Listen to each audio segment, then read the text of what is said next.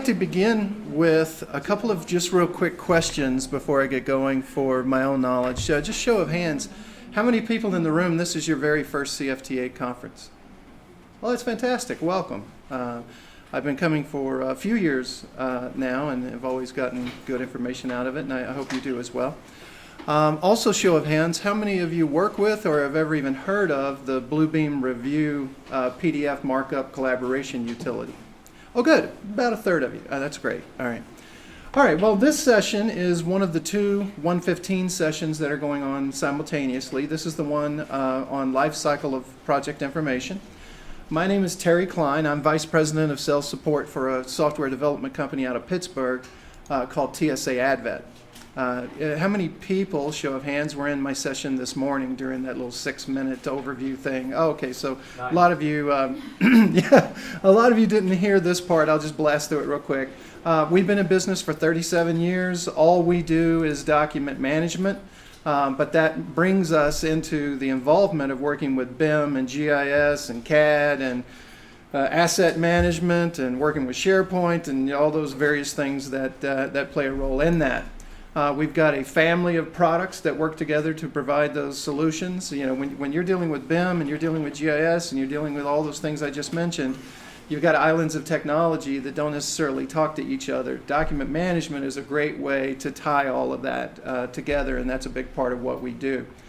All of these products are our own. We wrote them from scratch. We support them ourselves. We don't sell anything through a reseller network. Our customers work directly with us.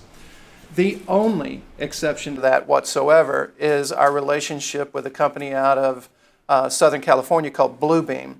Bluebeam makes a product called Bluebeam Review, Bluebeam Studio, and so on. It is a PDF, generally PDF-based markup, creation, editing utility, but it's got some fantastic collaboration capabilities built into it. That are cloud-based, and those cloud-based solutions can either be on a public cloud. In essence, Bluebeam has their own cloud server, and you can link into that and you can do the activities that we're going to do on their cloud server.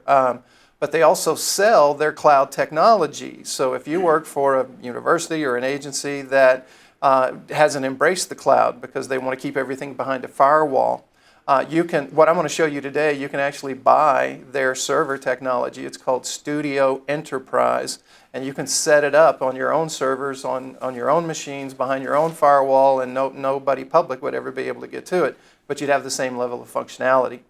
As far as my personal experience, I've been dealing with CAD since 1979. I'm a former Bentley employee, so I know a lot of MicroStation, more so than even AutoCAD.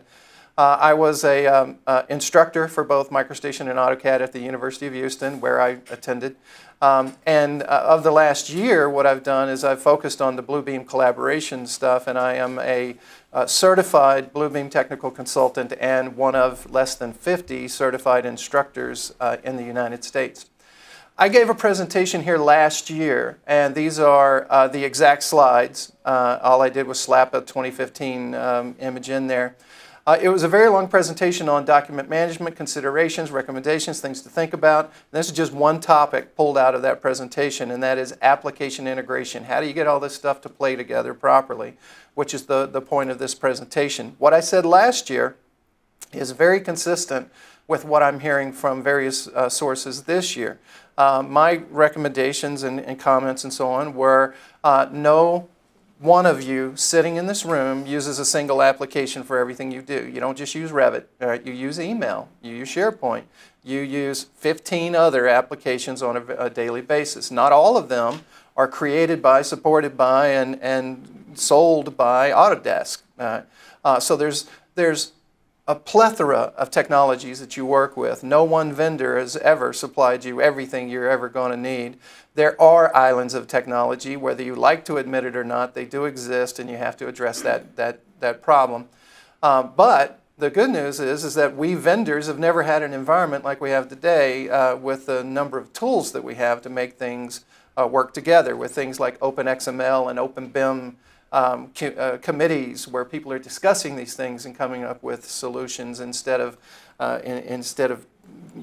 protecting their own little turf and having these little empire wars that existed.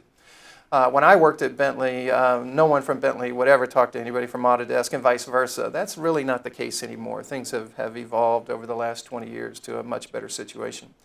But recommendations were to create an inventory of the technologies that you use, identify information opportunities to tie things together. You know, the information in your BIM model, what is it in there that you can use to tie that information to a GIS system. A GIS system is going to be a map with some type of object, and that object is going to have metadata that needs to be tied to whatever, documents, BIM, whatever you're going to do with it.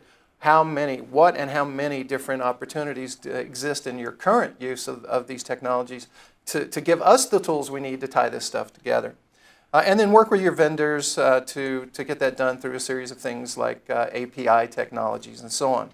The last part of last year was the recommendation to ask yourselves these questions, consider these as you, the phrase I heard this morning that I thought was a really good phrase was a BIM execution plan. The vast majority of people don't have that. But to get there, these are the types of questions you need to ask, and that is, who needs access to your data? What do they need to do with it? You know, when do they need access to it? Not just hours of the day, but along the development, design, development, maintenance, life cycle of the project. Where are they going to be accessing it from? A lot of you guys represent a university that has a huge campus. You know, a lot of our customers maintain corporate campuses, and they're in different cities. They're in different time zones. They're in different countries. They've got people that speak different languages, and they're all trying to work together on the same project. So collaboration, your experience with collaboration is a great experience, and it's a really hard nut to crack. You got to do it right to make it work. But there are people doing it at an even higher, more complicated process. Some of our customers that are dealing with these issues. So what I did, by the way, in this presentation here, I took my own words to advice as far as these, ask yourselves these questions and consider these things. And I asked these very questions to a series of customers over the last year since I gave this presentation, so that when I came back this year, I wasn't just sharing my own opinion, but the consolidated opinions of conversations with our customer base. All right? We work with 10 or 12 different highway departments that use Autodesk Civil 3D, and they use Navisworks, and they use MicroStation, and all those types of things. And they're doing things like point clouds and reality mesh overlays. And we work with utility companies, electrical utility companies, gas pipeline utility companies. There are municipalities like the city of Columbus, Ohio, and so on. Many different pharmaceutical companies, a lot of breweries. Somehow we got into the brewery business with Miller and Coors and Anheuser-Busch, and ultimately when you go visit them someplace other than a store, they're just a big chemical plant like anybody else, you know, and they got drawings, they got models, you know, they want to manage that stuff. And this is what I have suspected and confirmed over the last year, is that everybody that I spoke to in any industry, whether you're building bridges or whether you're building buildings or any other derivative of it, everybody wants to be using these BIM models, and they all have their own reasons for it. But what I also learned is that I wouldn't say the majority, but a huge percentage of it, roughly 55–60% of them, are not actually creating those BIM models themselves. They are managing the projects, and they're outsourcing all of the design activities to outside consultants. The consultants are creating the BIM models, and then as part of the project deliverable of handing that over to the university or the corporate campus, in the case of some of these other industries, the RVT file or whatever flavor of BIM they're using, that's a deliverable. And as Dennis said this morning, his opinion is it was a bad idea to let the outside consultants determine what's going to be in your BIM model. You do need a BIM a BIM execution plan, and you need to have, I always call them standards. You have your own BIM standards, but execution plan sounds like something that upper management might, oh yeah, we need that. But you're getting these models from these outside sources, and a few of the people I spoke to with had no clue what to do with them. They were really unsure how to even open it and go into Revit and do anything with it at all. Another goal that was obvious through these conversations is that everybody wants to get the absolute most out of those models as they can. A lot of money's going into creating these models. So the goal is to be able to use the information contained within these models for project participant collaboration. Those people in other sites, other cities, other time zones, want to be able to go online together with them and discuss these things, and ultimately to update the model with actual as-built conditions to make sure that the model is up to date. Maybe not the actual Revit model itself, but with the BIM information, which is what we're going to talk about. And then lastly, everybody wants to maintain and distribute that information in a cost-effective, user-friendly way. Most commonly, what we're seeing is that being done through a GIS map. Not everybody's doing that. Some people are doing custom applications where more like a database interface where you come in and you have a form and you answer a series of forms, and then what it does is it gathers the BIM information and it comes back with what you're looking for from that level. But what we're seeing 90% of the time is somebody building a map, and then in that map has objects, 3D models, whatever they may be, and that is tied to the various information that's out there. All right, so that is what we're defining in this presentation as what I'm calling the project information lifecycle. Is you either gather or create design information in the form of CAD files, Excel spreadsheets, BIM models, Revit models. Then you're going to move into a method or a situation where you are not the only person or the only entity involved in working on that data. Now you're collaborating with various others to be able to share ideas and comments and avoid rework. That one slide that Dennis had this morning showing the percentage of money wasted on rework was really telling. I thought that was very interesting.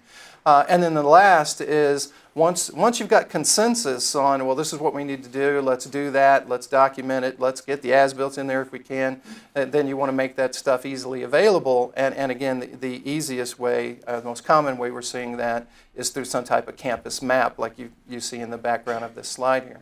But there's a problem with all of that, and the problem is that it can get confusing. I mentioned in the session this morning that some of you weren't in there, is that one of our customers from the AEC field and facility management field is the architect of the Capitol of the United States. The ladies and gentlemen who work there doing what you do for your school, they don't use Autodesk products there. They are a MicroStation, a Bentley shop. They use MicroStation for CAD. They use the Bentley BIM equivalent to Revit. So they've got their issues. It's not just Revit. BIM isn't Revit. There are many different flavors of that. But if you look at just one vendor, just Autodesk and their attempt to do it, it gets confusing. If you go to their website and look at their BIM 360 information, you've got glue and field and plan and layout and docs, and it can really, really get overwhelming. An example of that is right now, as we're speaking, somebody else is in the room next door talking about why you should never, ever do as-built models for your facility management stuff. So everybody's got an opinion. Everybody's got an idea. And what I'm presenting here today, last slide, what I'm presenting here today is yet another opinion of what you can do. I'm not saying you should. I'm saying others are.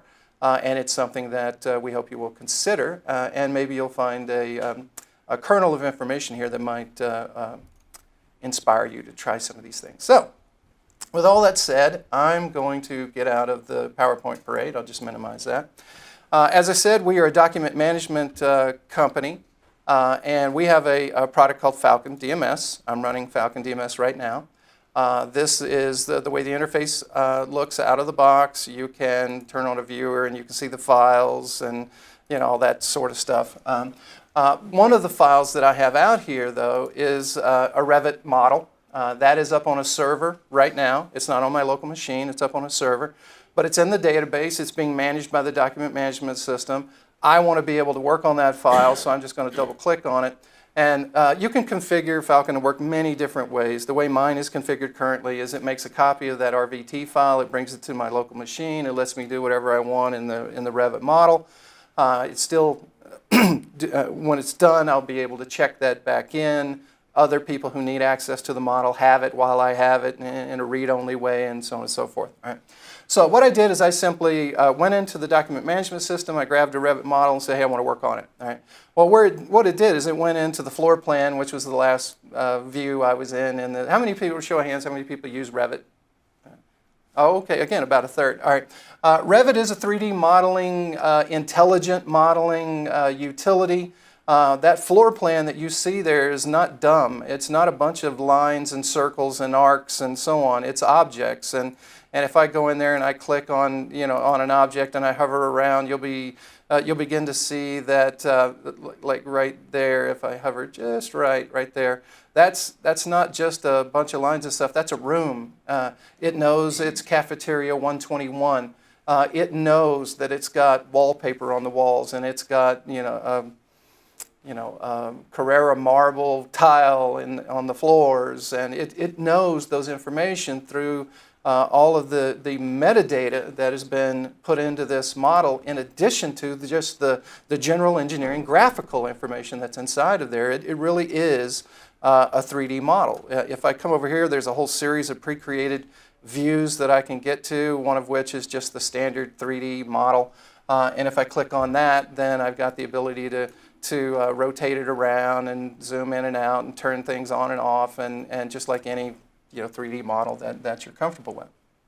All right, now today's session is not about Revit. It's about taking information from Revit and then collaborating on it and eventually feeding a GIS system with it. So that's pretty much all I'm going to cover as far as Revit. The Bluebeam technology that we sell, that is from a company in Southern California, it comes with a series of plugins in order to have it work with other technologies. And one of those plugins is a Revit plugin. And if I go to it, when you install it, it automatically adds itself to the Revit menu under the add-ins ribbon bar. And there are 3 different choices that you can do there. You can generate a 2D PDF. Right? You can go to the settings and change the behaviors and choices that you've got for the PDF generation. Or you can generate a 3D PDF from this Revit model. And if you use the down arrow there, then there's a series of things that you can do there, as well as 3D PDF publishing settings in addition to the 2D ones. All right? For right now, what I would typically do is to create a 3D PDF of this model, this entire model. All right? And this one has 5,199 objects inside of it.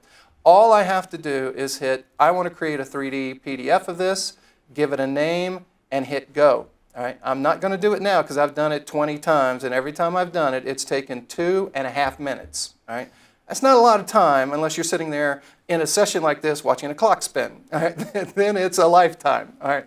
So I've already created a 3D model of this thing. But to do it, all I did was exactly that. I opened it from Falcon. I went in and I said, let's create a 3D PDF of this thing. All right? So now what I would then do is I just get out of here. I would go run the Bluebeam review product, which is sitting right here, and I would go open that 3D PDF that I generated, which is sitting right there. Right. Now, what that's doing is that's going to the hard drive on my machine where I placed that file, and it is generating the view, the default view that was set up, and it's going to show me the 3D model that was extracted from the Revit model. Now, a lot of people believe, though, that what you have there is just a pretty picture. It is a 3D model. I can spin it around and drag it, and I can go to pre-saved views and things like that. I can apply a perspective, angle to it, and the more you use it, the better you get at spinning it around and doing things like that. But it's a fully 3D model. There are utilities inside of here so that you can do things like, hey, I want to play with cross sections on there. I'd like to start cutting a cross section through that on the, if I go to the 3D menu over here on the left-hand side, the default assumption there was I wanted to use the Z plane, but if I wanted to use the X or Y plane, I could simply change it here, and then I could walk through a series of offsets there to change exactly where within the model I want to cut these cross sections and various things like that. You can, if you wish, in addition to doing that sort of thing, you can apply an angle to the cross section, so that instead of an exact vertical or horizontal plane, you can do it on a 45 degree or 30 degree if you need that for the visualization that you're doing. And you've got some pretty neat 3D capabilities that are there. Some of the other things that you can do is you can grab an object, in this case a wall, which is what I'm doing here, and that thing's in my way. If you right-click, I want to see the staircases that are behind there. If you right-click, and remember, this is a PDF file. This is not a Revit model anymore. It's just a PDF. If I right-click on this thing, I can do a hide, and it'll disappear, and that's fine. Or I can do an unhide, or I can simply say, well, let's go back to the default view, and it's right back where it was. I can also grab it, and I can go into a manipulation system here where I can visually drag it and drop it wherever I want, and then it will remain there as part of like an exploded view if you want to be able. So you could grab the roof and move it up, and the walls and move it over, and manipulate it as much as you want to. You're not really changing the file. You're changing the current view. As soon as I hit go home, it's going to all go back to the way it was originally.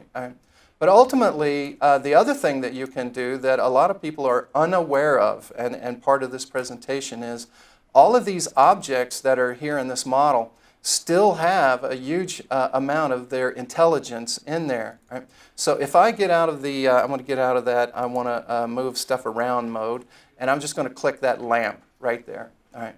If I right-click and say I want to go to the, it's off the screen resolution right now, it's for the properties, but I'll open this other menu over here and I'll go to properties while I have that thing highlighted. All right.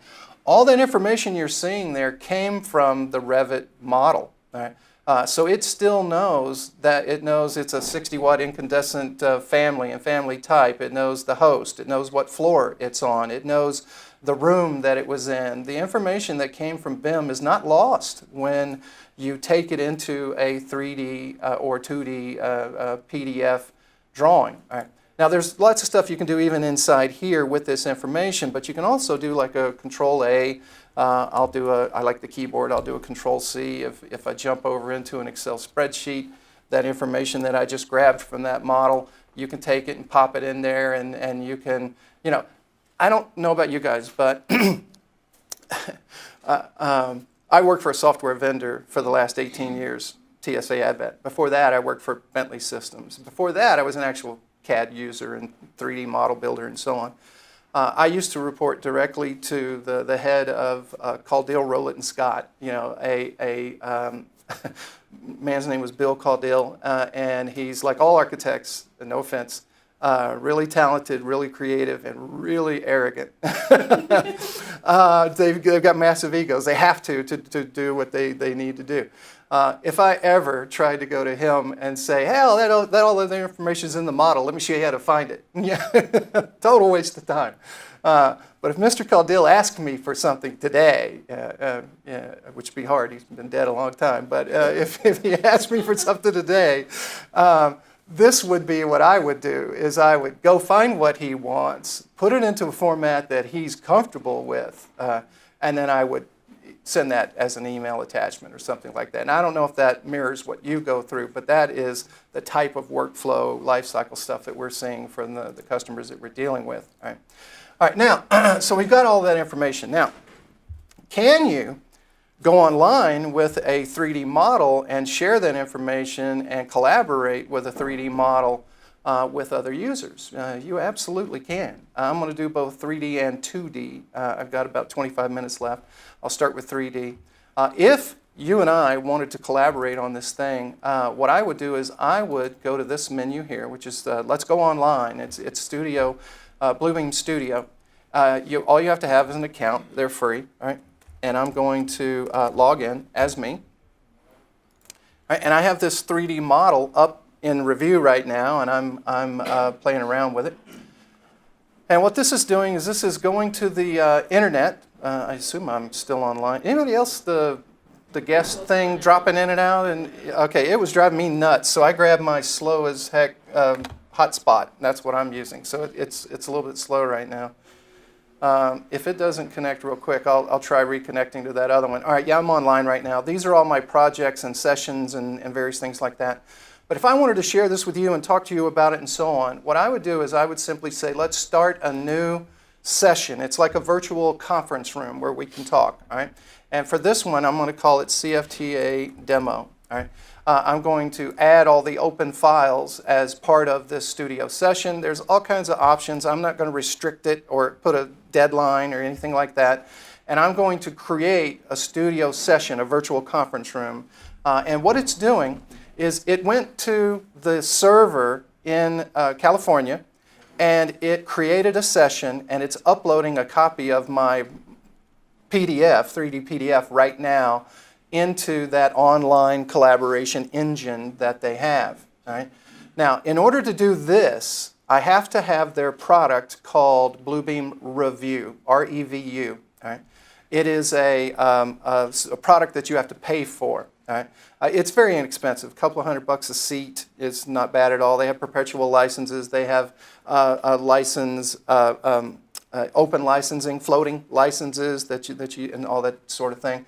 But what a lot of people don't know, nobody ever talks about the other thing they have, which is a 100% free viewer. Just like Adobe has Adobe Acrobat Pro, and then they have the Acrobat Reader. All right, Bluebeam has the same thing. They have Bluebeam Review for the actual doing of these things. And then they have Bluebeam View, just VU, which is their 100% free viewer. All right. I have both on my machine right now, so I'm going to minimize that. I'm going to go run the free viewer, which is called View. I can maximize it. Right now, I'll just leave it minimized. It also has direct links into the studio server. I'm going to log in as somebody else instead of my normal account here. So this would be just like you logging in or anybody else, and there can be up to 500 people in any open session. All right? Now, these are the sessions that I have participated in the past. All right? This application, standalone, won't do anything. You can't mark up a PDF. You can't. All you can do is view, as the name implies. All right? But its great value is that when you attend a review-hosted session, you inherit capabilities. All right? So what I need to know now is I'm going to go back to Review, which is running here, and then I'm going to click on View.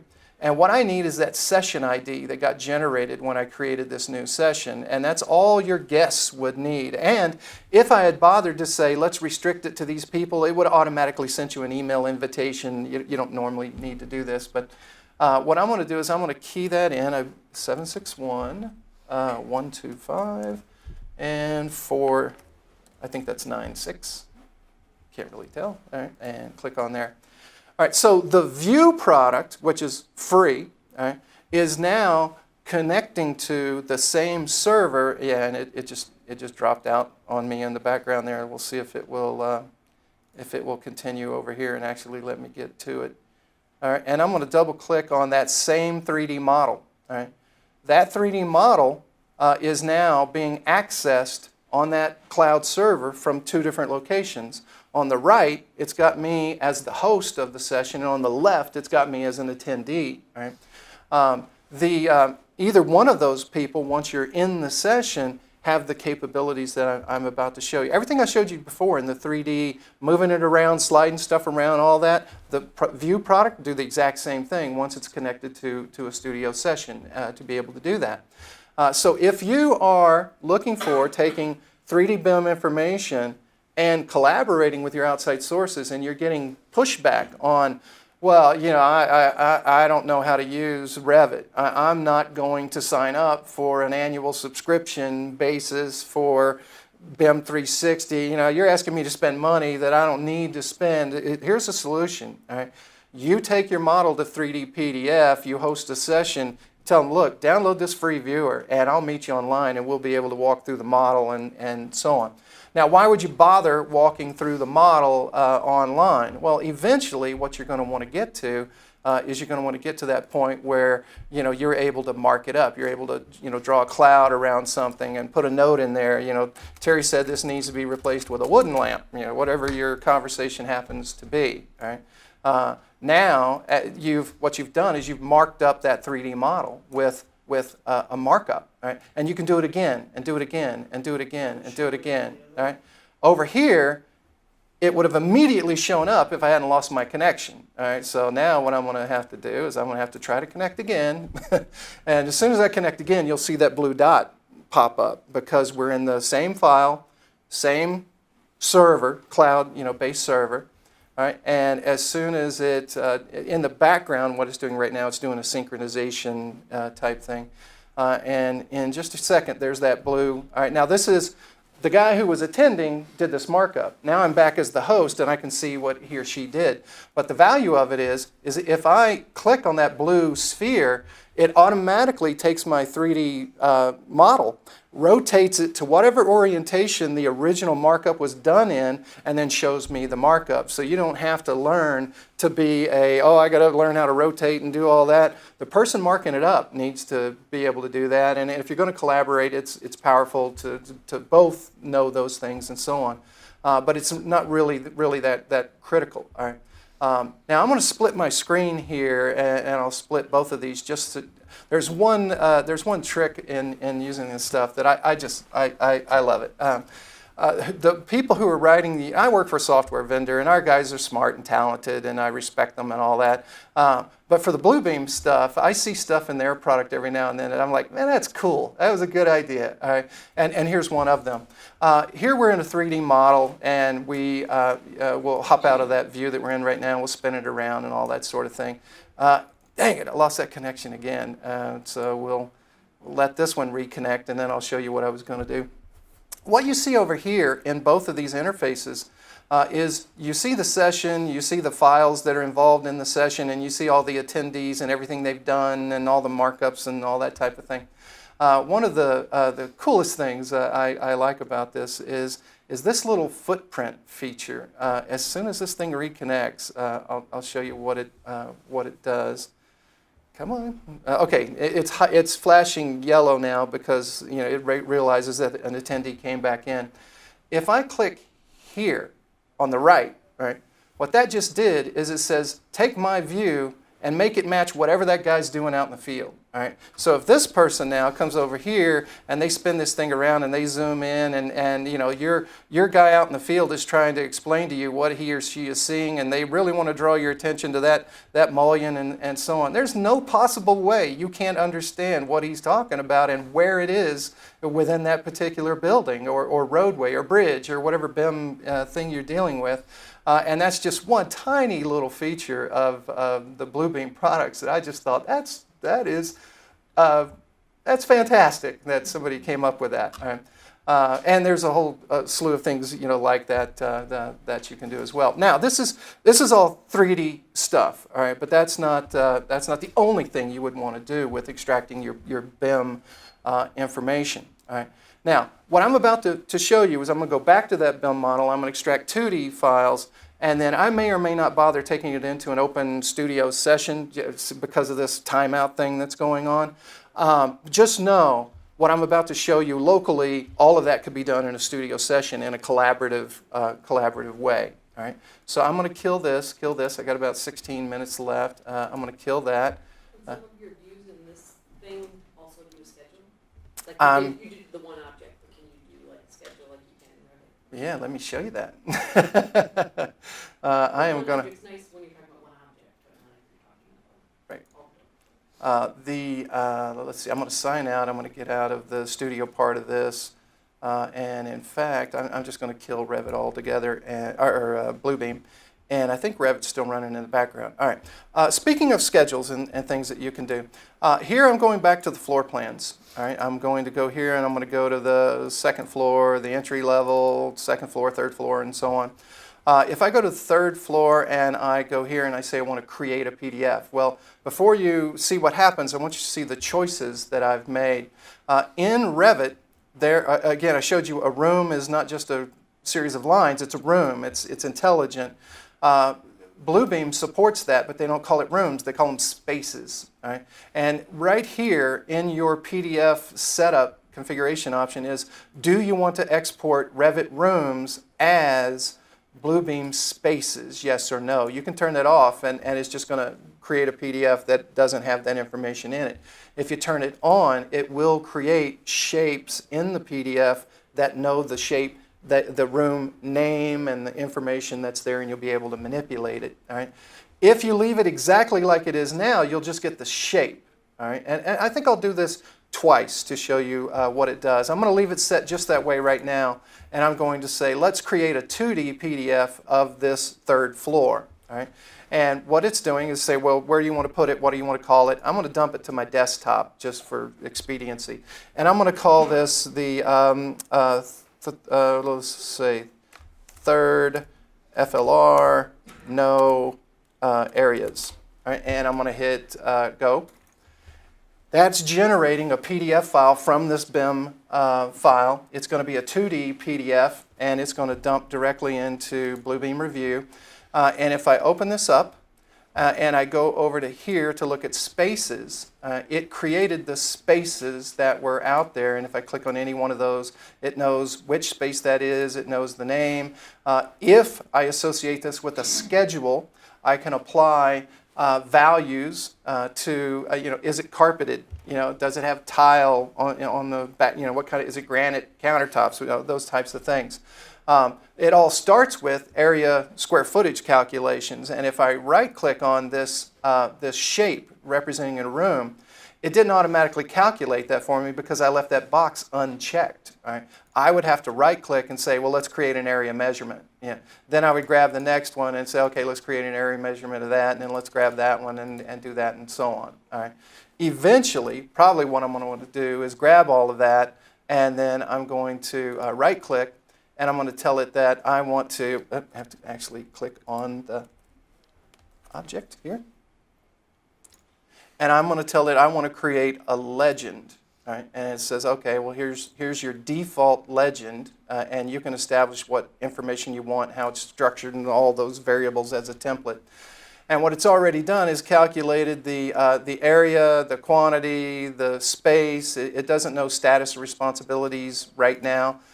If I bring this up, a standard part of Bluebeam is all these markups, all these objects that you're putting inside of it are accessible here. And some of the things that you can do is you can have a list of who's responsible for what. So if I go and click on that, notice that the legend's being updated automatically.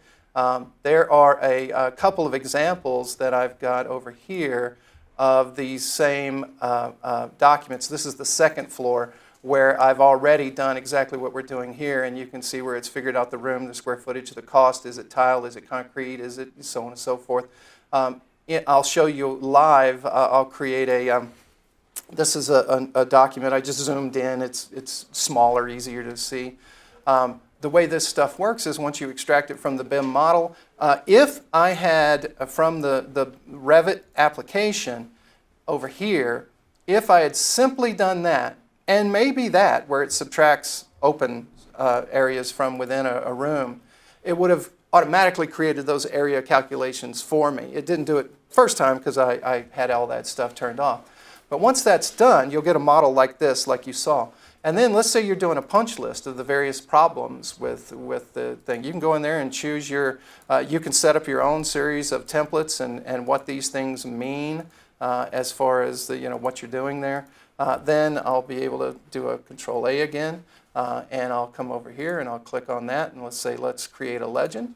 We'll paste it over there.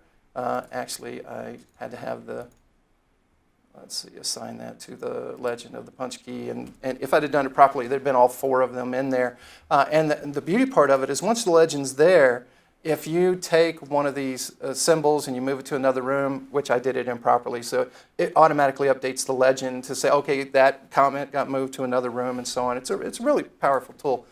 All of this you can take to one of those studio sessions with other people, and they can participate using your own tools interactively live, including being able to do it on a Macintosh, an iPad, and again, that totally free View product that we talked about, that's available on the PC, iPad, or a Macintosh. So it really doesn't, hardware is not really an issue anymore, except for Android tablets. They do not have an app for the Android tablet currently. All right? They have their annual user group meeting not next week, but the week after in San Diego. And that's generally when they do product announcements and things. So I don't know if they're going to add the Android or not, but I'm sure they'll be discussing that there. All right. Now, the last part of this, I got 10 minutes left, is so I've got this this document here. Let's go back to. I'm not going to bother saving that one. This one here, yeah, we dumped that out there. You can see these look very, very different in the way they are. Over here, you've got all of these, again, markup tools that are available to you so that you can cloud things, you can shade them. You can go and take photographs. You can if you've got an existing image, like our Pittsburgh one here, you can paste that in there as a markup. When you're using the iPad for Revit, the thing I like about that is if you are in a studio session and you're collaborating with all this stuff that's going on, and you want to really make it clear, instead of just importing a graphic, you can use the camera of the iPad to just point and click, and then that feeds directly in there. And that's how this was created over here, where there was the drywall contractor. Nobody was happy with that work, and they wanted to really point out to them, well, John, I know you own the company, you don't get out here this often, but this is what I'm seeing. It is really poor quality. And you can also do that with the Windows version if you're using it on like a Surface Pro tablet or something that has a digital camera built into it, which mine does. You can see it here. And you can paste that in there. But so now what we've done is I'm going to kill that, pop out of there, and I'm just going to do a fit view. So I've got a couple of files here that are open. So we went into a BIM model. We started in a document management system. We grabbed a managed model. We opened it. Then we created a 3D PDF, and we created a 2D PDF. We went to the cloud. We collaborated. We did a bunch of stuff. Right? Now, through our activities, we've reached that point of consensus where we're happy about it, and we want to share this information. We want to distribute this information.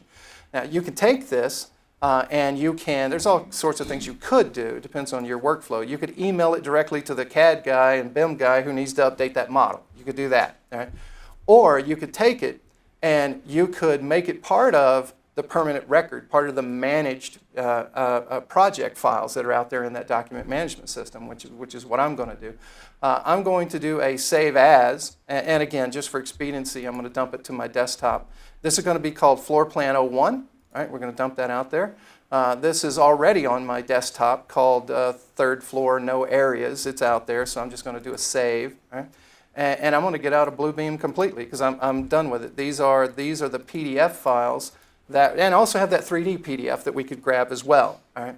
Now, over here in DocMan, which has still been running in the background all this time, what I want to do is I want to take those documents and I want to put them back into the project or into the project for the first time, and I want to associate them with a specific object, a building, whatever your BIM model is regarding.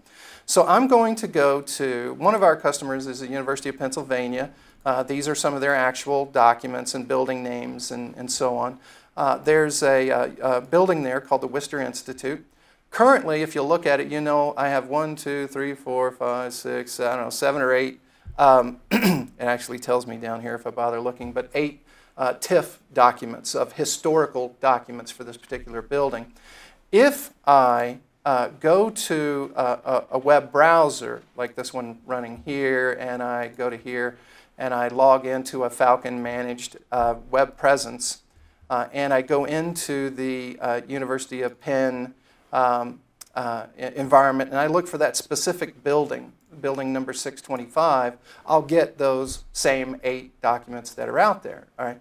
But that is not GIS. That's logging into a server and answering questions and getting documents based on, that's a traditional web portal going into a Falcon managed document. Right?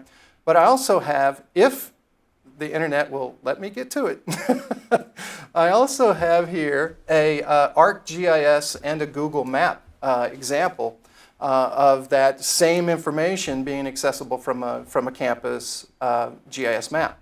So I'm logging into the server.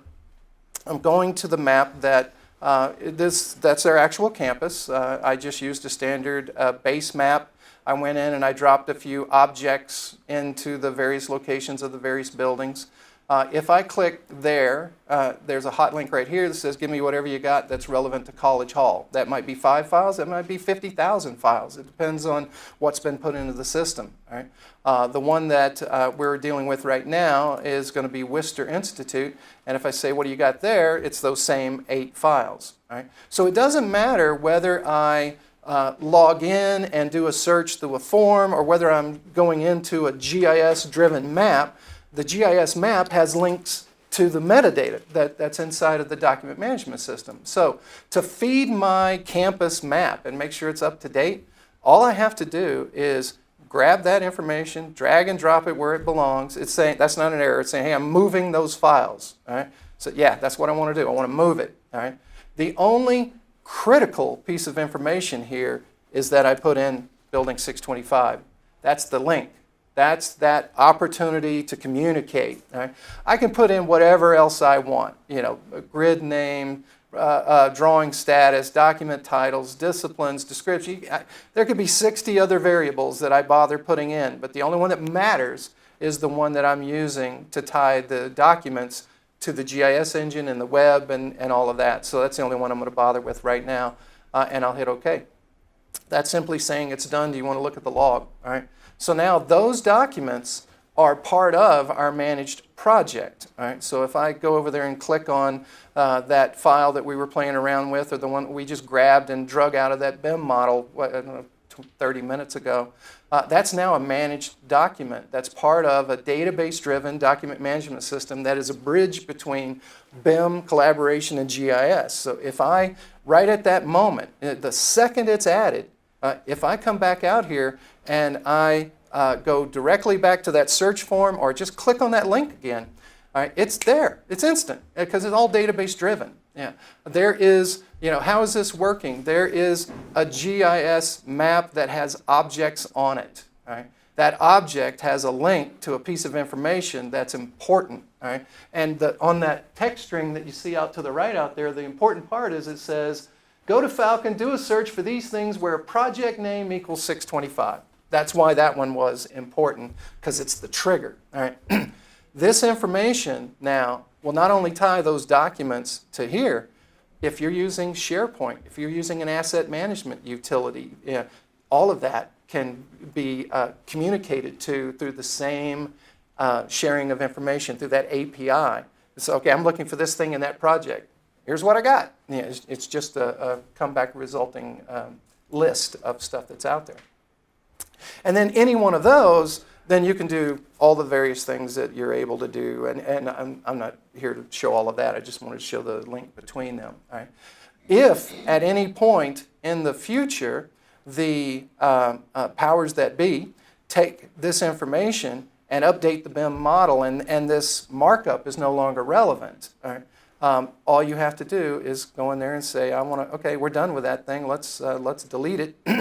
Are you sure you want to delete that file? It's done. All right? Anybody who is, again, either going to your web and searching for documents through a form or going into your GIS map, if they click on that object and say, what do you got? Now it's only 7 because it's dynamic. There's no, I've worked with agencies and other customers that were maintaining a decent looking web presence, but it was 100% pain in the butt to maintain.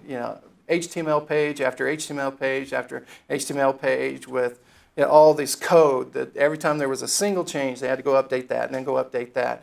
This is self-driven. Your documents are in a server. They've got descriptive information in a database.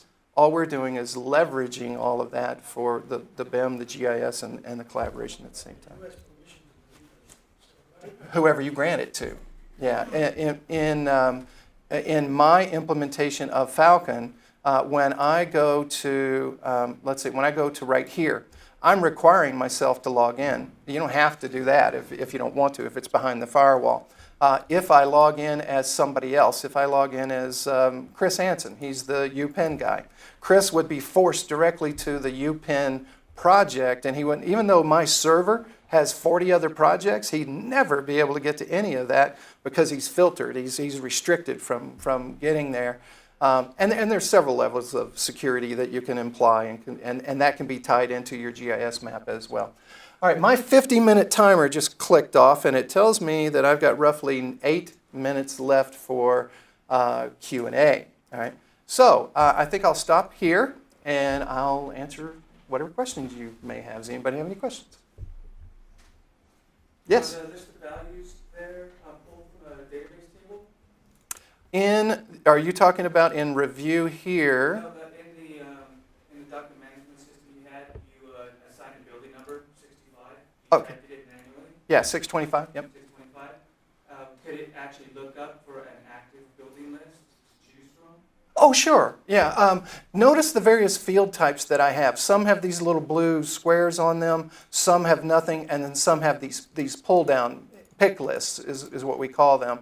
I simply chose, as the person who created this interface, what we call an environment, I chose for that value to be a typed-in text-only value. It was just a human made that choice.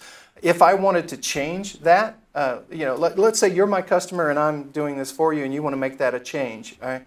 This is how I would go about making that change for you in the system is I would go to here. I would not go to Falcon. I would go to the Falcon administrator. And I have to log into that. And then come on, let me out of here. Oh, I didn't realize it still had Chris Hansen's name in there. That's why it's not letting me in. He can't get to my administrator. Yeah, it works. I would go to the environment that I created for you, and in their case, it's PIN here. Every environment has a series of parts and components, and the one thing that we're talking about right now is, in essence, the property tab here. So if I go to that, here's where you've got your project name there. And when I click on that, you'll see that it's got a series of choices. I chose text box. All right. I forgot about the microphone. I apologize. Yeah, for the next couple of minutes, 5 minutes as we wrap up the Q&A, just for the video, they need to hear your question, and we were going to pass that around, and I forgot, so I apologize. I'll repeat the question for the video, and that was, can you make that a pull-down list for our system? In order to make that a change, all I would have to do is do that and hit OK. It's now a pull-down list. All right, and it's based upon I happen to use keyword 3. All right, so I would simply then go to the keywords, and I would look at keyword 3, and under that list, sorry, wrong button. All right, I would take a look at all the various values that were out there. All right, since I planned to have it as a typed-in only value, I didn't bother putting it in the list. But right here, I would be able to import a list of room names, for example. I wouldn't have to type them in from scratch. And then I would save that, and the entire interface is then up to date. Yeah, it can really just happen that quickly. Any other questions on the Bluebeam or the GIS part? Yes? What if you open up your 3D PDF in Adobe Acrobat? If you open it up in Acrobat, you should still be able to rotate it around. I don't know if I have Acrobat on this machine. I tell you what, come by the booth and we'll do it over there.